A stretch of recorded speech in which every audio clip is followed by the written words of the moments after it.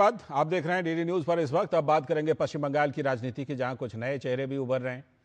एक रिपोर्ट देखते हैं। सबसे पहले टीएमसी के राष्ट्रीय महासचिव अभिषेक बनर्जी पिछले दिनों दिल्ली में चुनाव आयोग से मुलाकात के बाद चुनाव आयोग को धमका रहे थे और पार्टी में ममता बनर्जी का वारिस होने का दावा कर गए कि वही वारिस है, वही अगली पीढ़ी है, उन्हीं के हाथ में सत्ता आएगी। आज से अभिषेक बनर्जी चुनावी सभा की अगुवाई करेंगे और 1 महीने की यात्रा में टीएमसी के महासचिव और ममता बनर्जी के भतीजे अभिषेक बनर्जी पूरे बंगाल का दौरा करके फिर से एक बार टीएमसी सरकार के नारे के साथ लोगों से संवाद करेंगे। अभिषेक बनर्जी की यह यात्रा ममता बनर्जी के शासन का लेखा जोखा जनता के बीच इस यात्रा के दौरान रखी जाएगी। लेकिन जानकार बता रहे हैं कि नंबर 2 की भूमिका से नंबर 1 के लिए उन्हें जनता के बीच टीएमसी का चेहरा बनाया गया है। भय और भ्रष्टाचार के मुद्दे पर बीजेपी टीएमसी सरकार के कार्यकाल में लूट और दंगे को प्रमुखता से उठा रही है। विपक्षी केंद्रीय गृह मंत्री अमित शाह ने बीजेपी कुनबों को समेटकर उन्हें जमीन पर पूरी तरह से सक्रिय भी किया है। जो कुछ गुटबाजी थी उसे भी ठीक कर दिया। हालांकि ममता बनर्जी इन दिनों बीजेपी से ज्यादा चुनाव आयोग से लड़ती हुई दिख रही हैं। चुनाव आयोग के सामने वोटर शुद्धिकरण पश्चिम बंगाल में सबसे बड़ी चुनौती बनी हुई है। एसआईआर की प्रक्रिया चल तो रही है, लेकिन अलग अलग बहाने के साथ टीएमसी लगातार विरोध भी कर रही है। तो टीएमसी के महासचिव अभिषेक बनर्जी ने चुनाव आयोग पर हमला बोला। You are answerable to your masters. I am answerable to the people of my state, for whom we have come here to ensure none of them are left behind from the final electoral roll when the list is published. आप उंगली नीचे करके बात करिए। उनको लगता है कि हम जो बोलेगा वो सुन लेगा। If he has the guts and all, let him release the footage. I'm standing outside the Election Commission's office. Here it goes. Nirvachan Southern Election Commission of India. Ganesh Kumar must be hearing what I'm saying before the media now. तिलमिलाए हुए हैं अभिषेक बनर्जी लगता है, और ममता बनर्जी भी लगता है कि इन दिनों गुस्से में है और उन्होंने केंद्रीय गृह मंत्री अमित शाह को लेकर के खुलेआम धमकी दी है। तो गौरव भाटिया ने कहा कि मुख्यमंत्री इस तरह की धमकी गृह मंत्री अमित शाह को दे रही हैं। जिस मुख्यमंत्री ने संविधान की शपथ ली है वो धमकी देती है आदरणीय गृह मंत्री श्री अमित शाह जी को कि अगर मैं चाहूं तो भारत का गृह मंत्री पश्चिम बंगाल में घुस नहीं सकता है। और फिर यही नहीं रुकता है, धमकी आगे बढ़ती है और कहती हैं अगर मैं चाहूं तो वो होटल के कमरे से बाहर नहीं आ सकते हैं। मतलब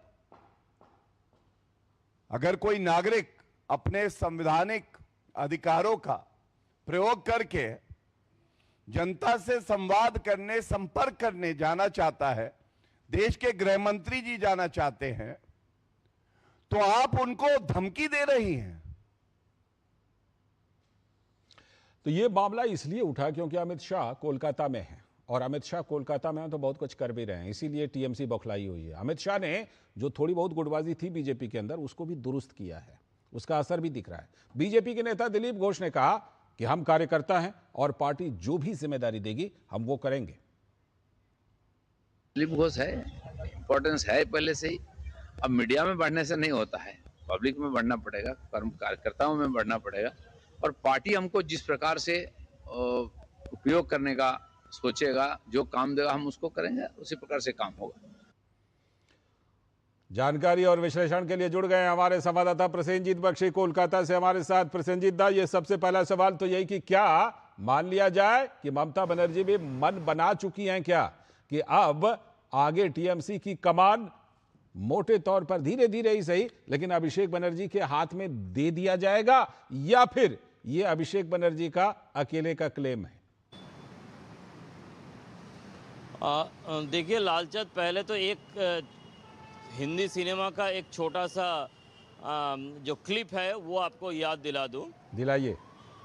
सनी देओल किसी एक डिस्ट्रिक्ट का एसएसपी है और वहाँ पे नेता लोग जाते हैं कुछ परमिशन लेने के लिए, तो घर का चेंबर का जो दरवाजा है वो बंद करके नेता को बहुत अच्छी तरह से पीटते हैं सानी देओल, और एक नया कपड़ा का जोड़ा देकर अच्छे से उसको विदा बोलते करते हैं कि आप नया कपड़े का जोड़ा पहन लीजिए, और हंसते हंसते मेरे कंधे पे हाथ रखकर बाहर निकले। जी।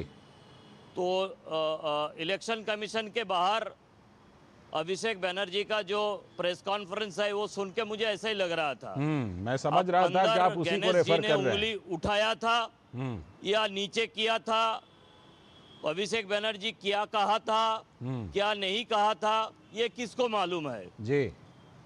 तो ये कभी किसी को मालूम भी नहीं पड़ेगा। तो ये तो गणेश जी का काम नहीं है कि उसका सीसीटीवी लेके लोगों के बीच में बांटते जाए। बिल्कुल। तो ये पहली बात है। दूसरी बात यह है कि इस तरह की जो आस्फालन है, ये आस्फालन से लगता है कि धीरे धीरे जो टेक ओवर की काम है वो टेक ओवर की काम अपने आप ही अभिषेक बनर्जी करने लगे हैं। ये क्योंकि उनसे और रहा नहीं जा रहा है जी। कि फिर से 5 साल मैं इंतजार करूं, अगर जीत जाए तो जी। और 5 साल उनके लिए हो सकता है कि बहुत ज्यादा है। तो मैं ही पहले से 1 महीने के लिए पूरा बंगाल घूम ले। वैसे तो एसआईआर की सुनवाई के बारे में धमकी देकर कुछ हुआ नहीं। जो लोग हैं अपने नाम देखकर आराम से घर वापस जा रहा है। जबरदस्ती घर से बीमार लोगों को उठा कर लेकर आने के बाद भी कुछ हो नहीं रहा है। ठीक है। लोगों को उसका नहीं जा रहा है। लोग अपने अपने काम में बिजी है। तो कुछ भी करके कुछ भी नहीं हो रहा है। ठीक। तो देखते हैं कि टेक ओवर की ये तरीका अपने बिल्कुल। बुआ एक से सवाल करके जरा अमित शाह जी के कहाँ दौरे तक- पर अमित शाह जी को कहा कि आप कोलकाता में आपको कार्यक्रम करने दे रहे हैं, यही कम है क्या? इस तरह की भाषा मुख्यमंत्री देश के गृह मंत्री के लिए उठा रही हैं, लेकिन इस बीच अमित शाह बीजेपी को पूरी तरह गियर अप कर रहे हैं। हाँ देखिए, इसमें मैंने 2-1 दिन पहले भी आपको कह रहा था कि कम से कम 2021 की चुनाव के बाद तृणमूल कांग्रेस ने बीजेपी कार्यकर्ता के खिलाफ जिस तरह की तांडव मचाए थे जी। जिस तरह से गैंग रेप और लोगों की घर तोड़ना जी। जिस तरह से बीजेपी कार्यकर्ता को खुलेआम मारना, लिंचिंग करना, उसके बाद भी बीजेपी की लोग जिस तरह से डटे रहे, उसके बाद ये 3 दिन की 29, 30 और 31 जी अमित शाह जी ने लोगों के बीच में जो जोश भर के गया, बिल्कुल। और थोड़ा बहुत आप भी अपने रिपोर्टिंग में कह रहे थे, थोड़ा बहुत जो गुटबाजी की खबर मीडिया में लोग पढ़ते रहते थे जी।